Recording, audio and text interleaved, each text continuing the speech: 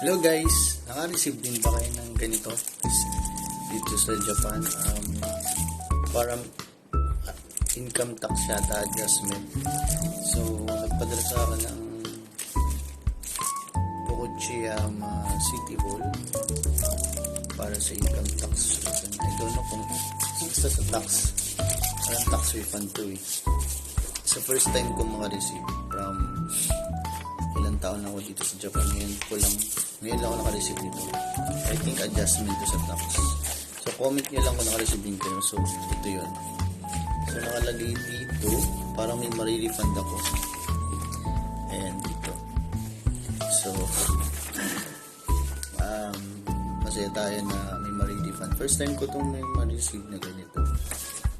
So ayun, pipilapan ko lang siya. Tapos actually dito kung sa may number nyo gustong ipadala, dito siya pipilapan. Tapos kung sa passbook or dun sa cash card na ginagamit mo kung YouTube yun, dito kayo mag-fill up. Tapos dito is yung name, tapos yung date kung kailan ka nag-fill up, tapos yung phone number mo.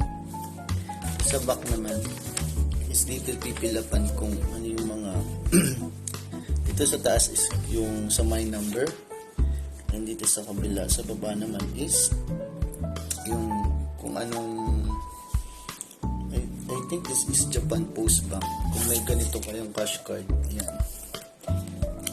Dito siya.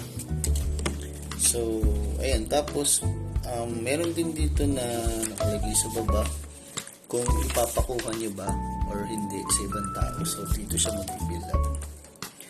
So, yun lang. Kung naka-receive din po kayo ng ganito, comment lang niyo po.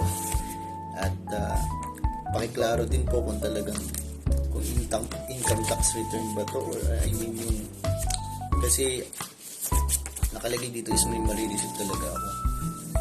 Parang adjustment, I don't know. First time ko kasi makareceive ito. Yun lang po, and hope sana meron din kayo.